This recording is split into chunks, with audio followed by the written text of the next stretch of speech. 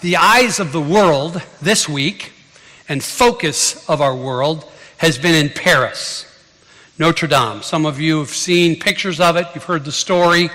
12 million visitors a year visit that site. That's amazing, isn't it? Some of you have seen it and been there, but this week it caught on fire and the steeple and so on. You saw the footage. You remember that. When it first happened, there's speculation. You know, our world with social media and so on, it goes off the charts on stuff like this, doesn't it? And people make assumptions and so on, whether it's a terrorist activity or what happens. I saw the scaffolding on it, and I thought, I wonder if somebody's going to lose his job. But things happen. But it's kind of interesting, again, the social media aspect. You've seen it like I have, where somebody will come on and make a claim or an urban legend or something. There's a guy, he's secretly a billionaire, he's in prison in Africa, and if you'll just send him $5,000, he'll give you enough help to take care of you the rest of your life. Send to this address. It doesn't work, don't try it. I didn't do it. But, where do you go? I mean, there's so many, our world is filled with it, even on Craigslist now. You see, they have a disclaimer, they have a footnote of what happens if somebody scams you or tries to scam you on Craigslist. I mean, it's all around us. It's more, again, readily accessible maybe toward that kind of stuff. But anyway, where do you go? I found a site, Snopes.com. Some of you have been there before, and it kind of helps me in dealing with some of this stuff. Were they 100% right? I don't know. But it helps me on identifying some things when they're right or not. Well, this week, Easter Sunday, pastors are always looking for Easter Sunday, what are we going to preach on? So I Googled, or I put in Snopes, Jesus Resurrection. Why not, right? See what it says. Man, they got some goofy stuff on there about the resurrection of Jesus. They talk about a hitchhiker that disappeared out of the back seat of a car. They talk about Edith, who said she believes in the resurrection. I'm not even sure why her story's in there or not, but anyway, it talks about her. You can see her in there. But all kinds of different things, Edith Burns. But for many people, I was staggered this week. I read an article that was talking about how many people don't even realize the events of Easter. They don't associate it as a religious holiday, anything to do with Jesus. They don't get that. They don't understand that. And the percentage, it was amazing. And in Europe, they talked about, a BBC did a survey, and it was amazing how many people did not associate it as a religious holiday. And it just baffles me because that's all I've known it as. But maybe you grew up in a different world, a different scenario, and you didn't know that. Well, today I want to try and unpack together with us out of Acts chapter 26. There should be a Bible next to you, and you can take that and turn to the book of Acts. Go to the middle and go right, and you'll run into the book of Acts. Acts chapter 26 is where we see a great account that we're going to talk about this morning about a trial that's taking place in a court of law. And most of us don't like trials, going to trial. We don't like that idea of having to go to court. It usually means something bad. And so here's the situation. And I've titled the message today, Hope and a Promise. Hope and a Promise. And today we're going to look at and unpack this story of a guy named Paul. Very influential guy in his era, and had a radical life change experience that changed his thought process, his paradigm. Some of you have been there and you've had a thought process, a change in your lifestyle because of an encounter with Jesus Christ. And that's what happened to this guy. But he's in prison.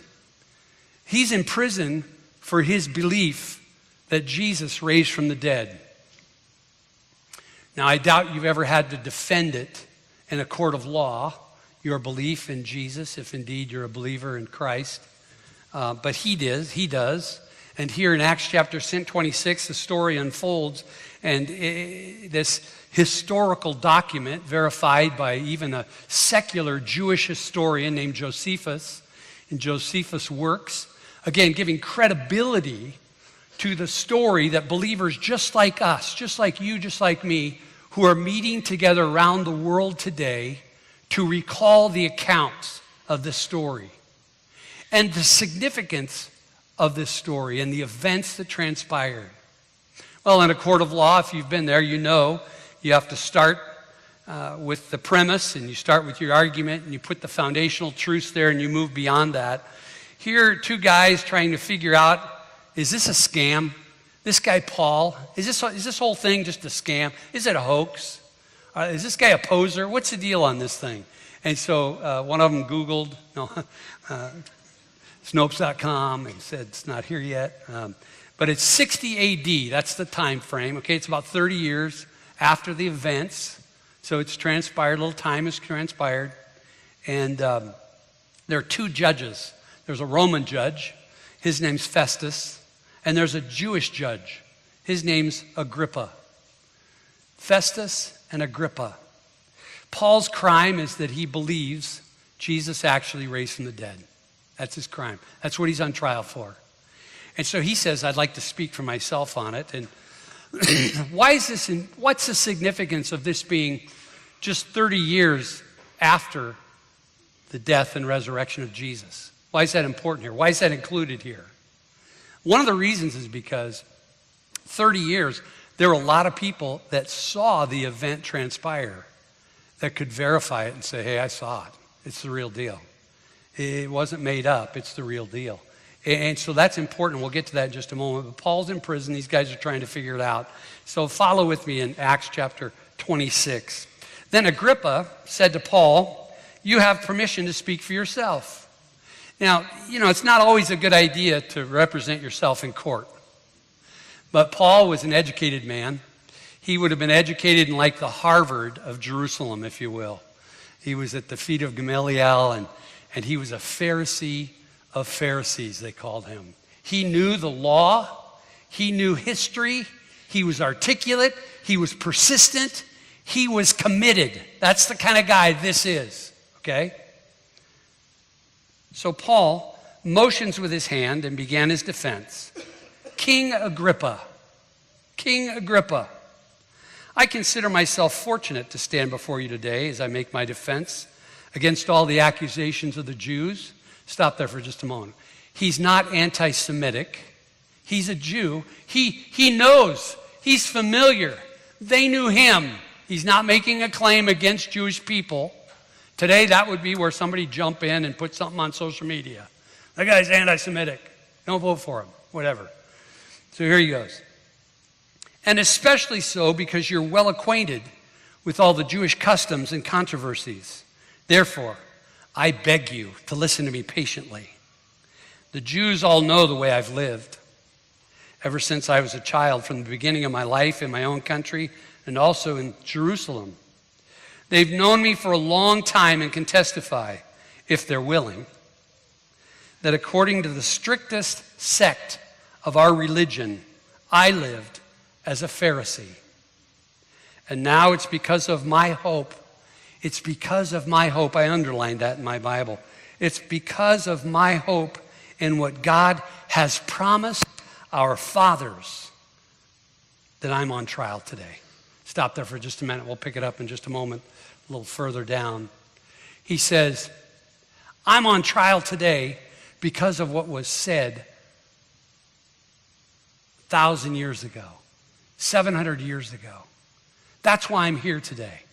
That had to stir up some curiosity, I would think.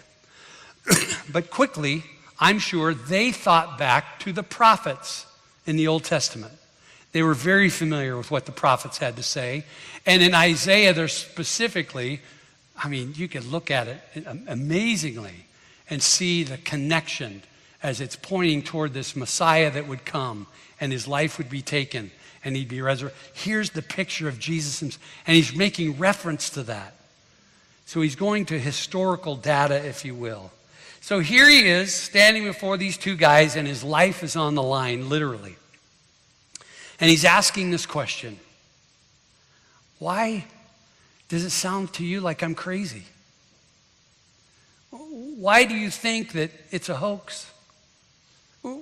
Why does it sound unreliable that God could raise Jesus from the dead? So he starts kind of with that mindset, if you will, and he starts his story because he wanted to somehow convince these two who had great influence in the Roman world, in the Jewish world, if I could just show them a glimpse of what I've discovered, it would not only change their lives, it could change the world. And that's his hope. So he starts with on a philosophical basis, if you will, to show that it's credible philosophically. The essence of what he's saying is this. In verse 8, you see it says, "Why is it thought incredible by any of you that God raises the dead?" You see, you notice there, he steps away from this Jesus thing altogether right now. And he's trying to get them on a common denominator. And here's the common denominator. Both of these two would have believed in a God. Both of them believed in God. The Romans had many gods. They had several gods. They have a personal God for their home, but they had a God that they worshiped publicly. And of course, the Jewish people as well had a God that they believed in God. That was a basic, fundamental piece of life, elemental, if you will. And that's where he starts so that he can get them to agree on something. And the thing he's getting them to agree with, if indeed you believe there's a God, don't you also believe that that God could raise someone from the dead? And at that point, I would think that there would be a nodding and an acceptance of that. Both of them would have granted that. And then he moves from that philosophical basis to the next step of theological credibility. Their understanding of God, theological credibility. He lands on that and he addresses that. Verse 6, he says, "And now I stand on trial because of my hope in the promise made by God to our fathers." He links it back to them and their faith and their trust. Look on down to verse 22 and 23. "To this day I've had the help that comes from God. And so I stand here testifying both to small and great, saying nothing but what the prophets and Moses said would come to pass." He's linking it to what they both heard about and their forefathers trusted in. So again, he's building upon a basis here. And he says, here's what they said, that Christ, the Christ must suffer, and that by being the first to rise from the dead, he would proclaim light both to our people and to the Gentiles. So he's put level 1, level 2, as he's building his defense of his story. Paul's saying there was a promise. That promise was made in the Old Testament. You know it, I know it. The prophets talked about it. Moses talked about it. It's a given. Can you give consent to that? Do you give agreement in that? So he goes from philosophical to theological. Excuse me. Then he lands on historical credibility. Look at verse 24. He says, and as he was saying these things in his defense, Festus said with a loud voice, "Paul, you're out of your mind. Your great learning is driving you out of your mind." But Paul said, "I'm not out of my mind, most excellent Festus. I'm speaking true and rational words." Have you ever known someone that you thought, man, they're so smart that they're just not worth much? Don't point. Quit that. Don't point. You know what I'm saying? They're so intellectually, but it's just not connecting on. And so here's it. And now he turns his attention to Agrippa. He turns to him, and there's a reason why he's doing this. For the kings know about these things. He's pointing and he says, the kings know about these. Festus, I know what I'm saying isn't familiar to you. You're a Roman. But Agrippa, he knows. He's heard. He's read. He's put his confidence in truth. He gets it. So to him I speak boldly. To Agrippa I speak boldly. For I'm persuaded that none of these things has escaped his notice. If he has a clue at all, he knows what's going on here in the storyline. This hasn't been done in a corner. King Agrippa kind of puts him on the spot. Do you believe the prophets? Do you believe the prophets? I know you believe. And Agrippa said to Paul, in a short time, do you think you'll persuade me to be a Christian? And he's contemplating, and he's listening to Paul, and he's kind of weighing the situation out. What's amazing, flip over to the right to 1 Corinthians in chapter 15. And you'll find in chapter 15 some of, again, the historical evidence of the credibility of the resurrection of Jesus. You see what's amazing about it in 1 Corinthians 15, it says, after Jesus' resurrection from the tomb, he saw Peter, then he sees a couple of people, he sees the 12 people, he sees 30 people, and then it says he sees 500 people at the same time. 500 people at one time. And then he puts the caveat, the footnote in there. Look at it. Most of them are still alive. Why does he say that? Here's why I think he says it. So he's telling them, you can go ask them yourself if you want to. They know what they saw. And you can ask them. It's not just hearsay.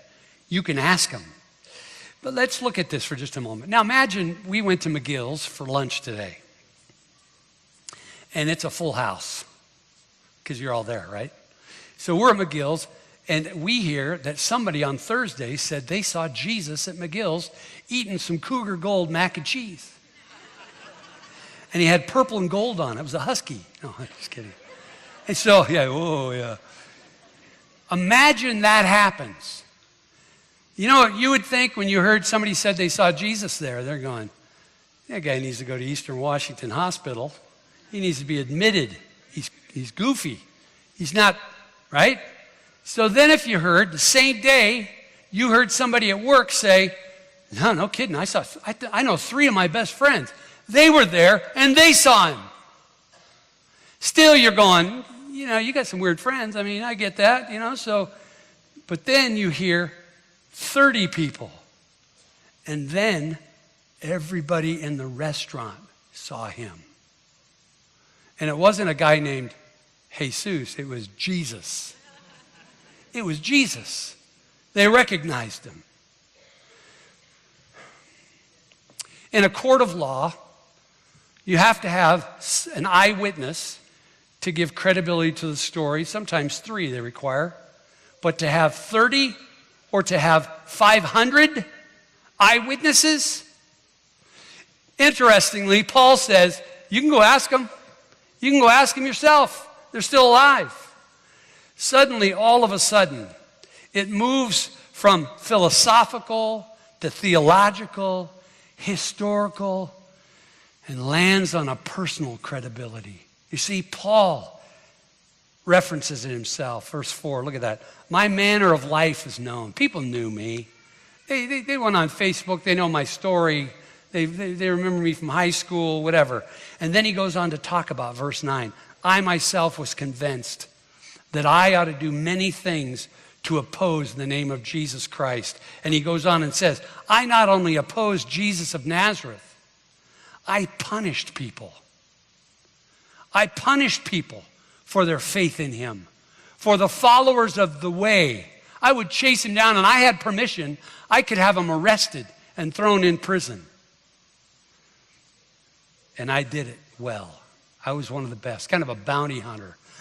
And he said he even was accused of torturing some because they considered it blasphemy in the Jewish faith.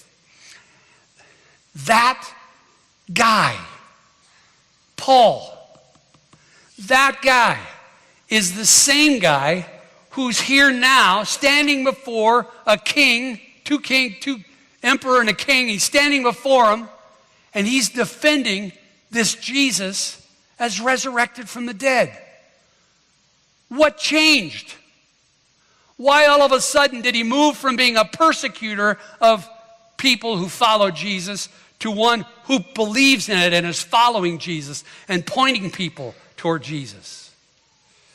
Now, Festus and Agrippa, they might not have believed it, but they knew Paul believed it because he didn't leave a doubt. He's not the kind of guy that left a doubt. He was pretty authoritative, pretty convincing. And it's tough to deny the credibility, as we see today, 1 Corinthians 15, of this, and this narrative from Acts 26 of Luke writing. But what Paul is saying is, Jesus' resurrection is true. It's real. It's the real deal. It's not like some were arguing, well, he didn't really die. He was just kind of passed out. And they put him in this tomb, and he woke up, and he moved the big stone, and, the soldiers all stayed asleep and all this. It was all just it's kind of a metaphor. It's kind of just like it was like that, but it didn't really happen. And Paul's going, not a chance. Not a chance. That's not the story. The story is, he is risen. What's the significance of that for us today? The Easter story. Jesus was crucified. He took the consequence. We live in a world of consequences. You speed out of here today, there might be a police officer, especially on Road 72. Go 25, please. There might be a police officer that has your name and your number. And you don't want all your friends driving by you on the way out of Easter church to go to McGill's to see Jesus, and then all of a sudden you get a ticket. Nobody wants to be that guy, right? So we get it, consequences. Life is full of consequences. And so here in this story of Jesus dying on a cross, the consequence, he was willing to pay the price for my sin, for your sin, for my rebellion, my stubbornness, for your stubbornness and rebellion. But it didn't end there. He didn't just die. I like what the quote somebody said. I retweeted it this week, and it was a Good Friday hanging on the cross. Jesus said, "It is finished." Not "I'm finished." He was just beginning. You see, as he rose again, he lives and he walks with us today. His Spirit, Holy Spirit, walks with us to help us face some of the stuff that we have to deal with today. Some of the things like broken homes and marriages that are shattered and kids that are all screwed up and losing our job or our retirement and things that are just tough. They're life-dealing stuff that we have to deal with, illnesses. And it's just hard. What the story of Easter is this. Jesus rose from the dead to show, if I can conquer that, I can handle anything you face. And I'm willing to help you face that.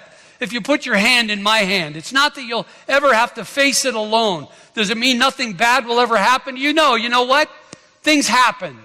My wife woke up this morning and she's sick. Our worship leader woke up this morning with the flu. Easter Sunday. Things happen. But God says, with what Jesus did for us, for you, for me, you can face that stuff, whatever it is, and know you're not alone anymore. Because he walks with me. He walks with me. He walks with you. And it's not simply a metaphor. It's not something made up. Now, we have 8 grandchildren, 1 on the way, due on my birthday. May become the favored grandchild. I don't know, maybe. We'll see.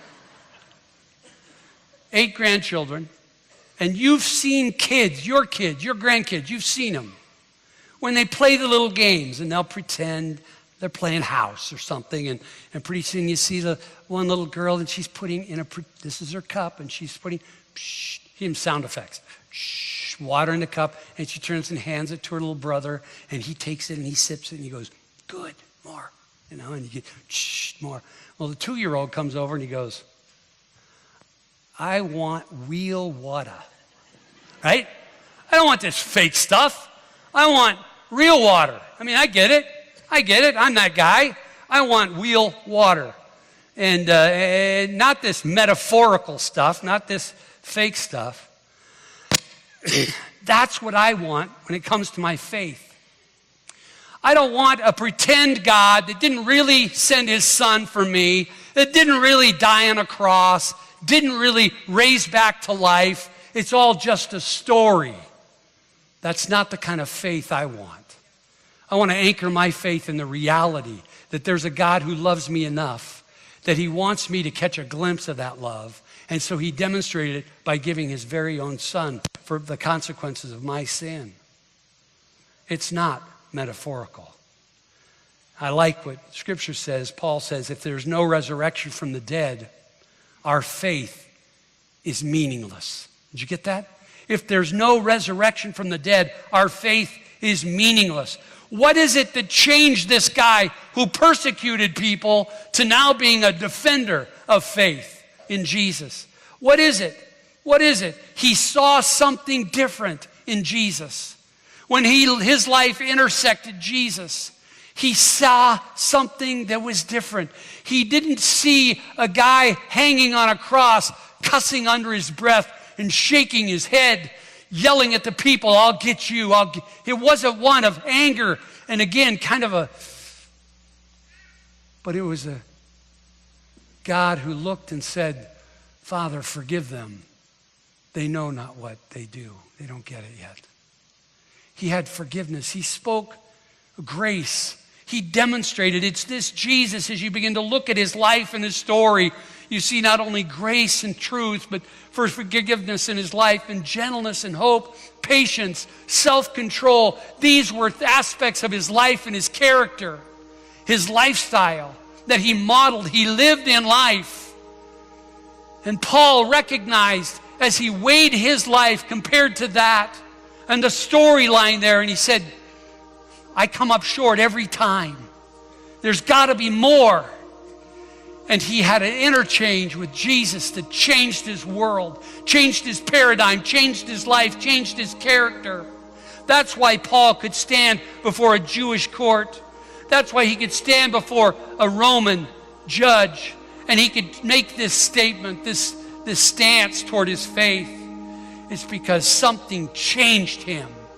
He became a follower of Jesus, and it changed everything about his life.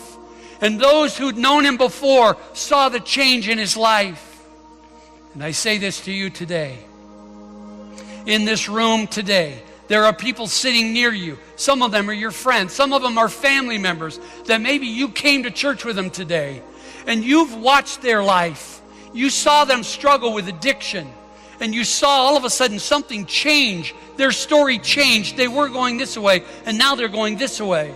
Their life was on the skids. It was in just a tragedy.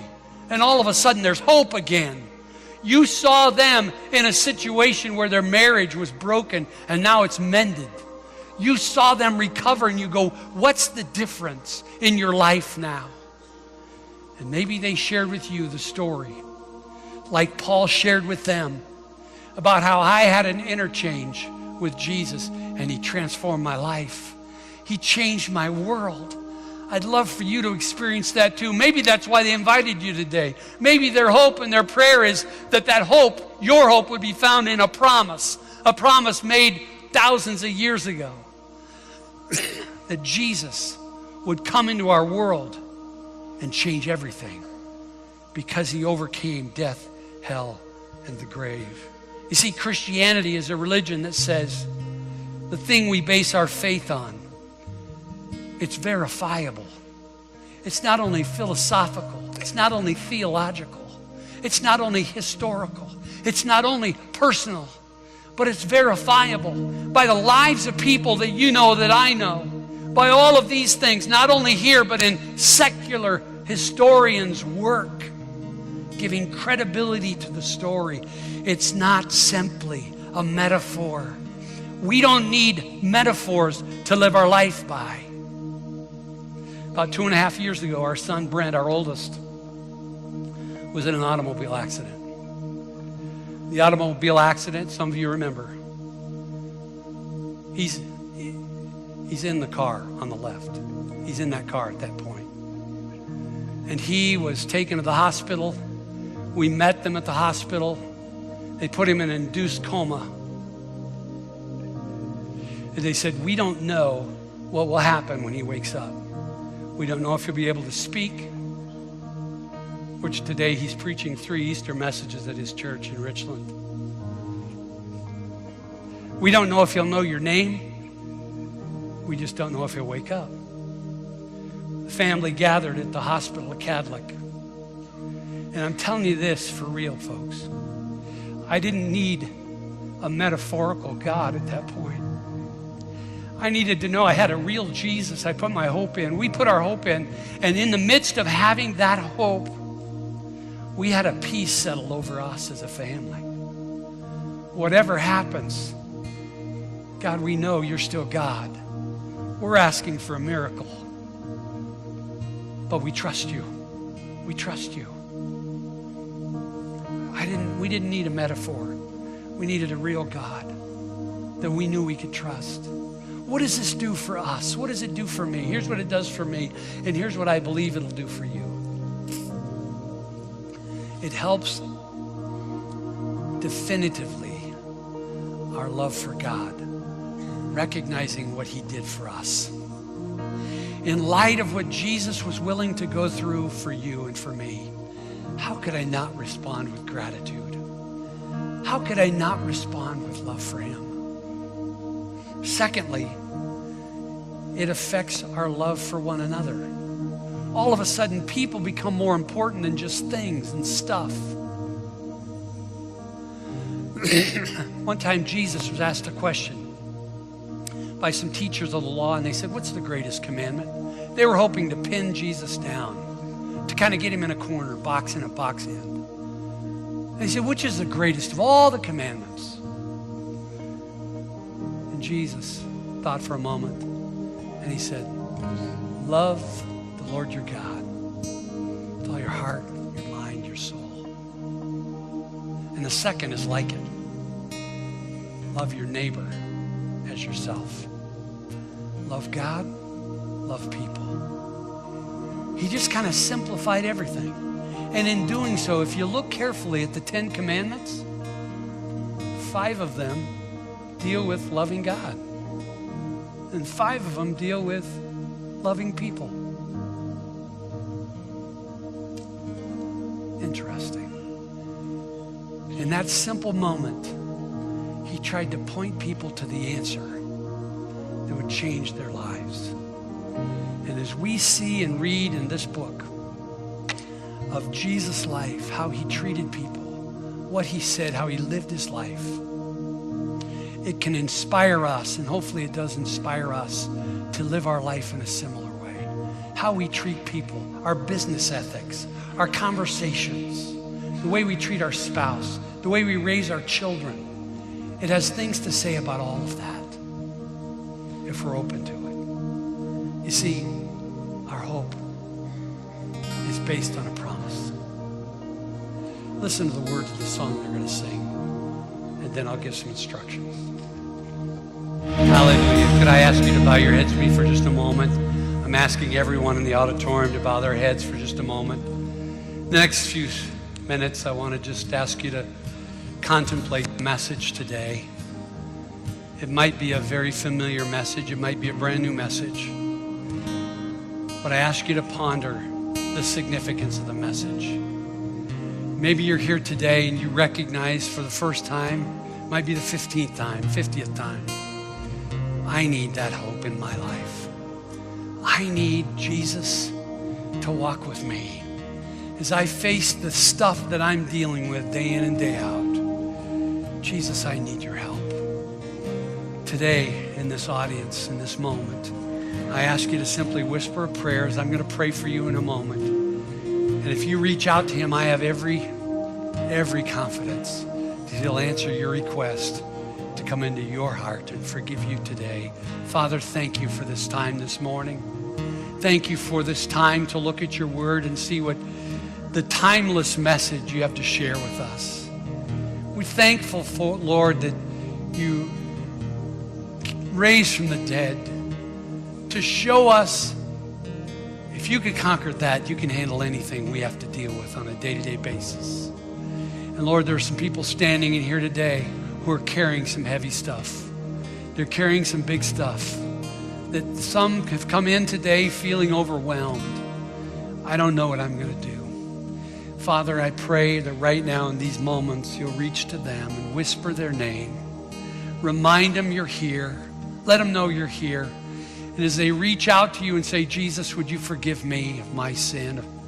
Forgive me of my stubbornness, my rebellion, for pushing you to the margin of my life. And I ask you to forgive me for that and to walk with me from this day forward. And Lord, I pray you'll meet them today in this place. I know you will. Your word says you will. And so we're praying, we're standing on that today. And Lord, help each of us as we walk from this place in just a few moments to walk with your character, to learn from Paul's lesson and what we've seen in Jesus' life on how we treat people, how we speak, our character, our ethics, our values.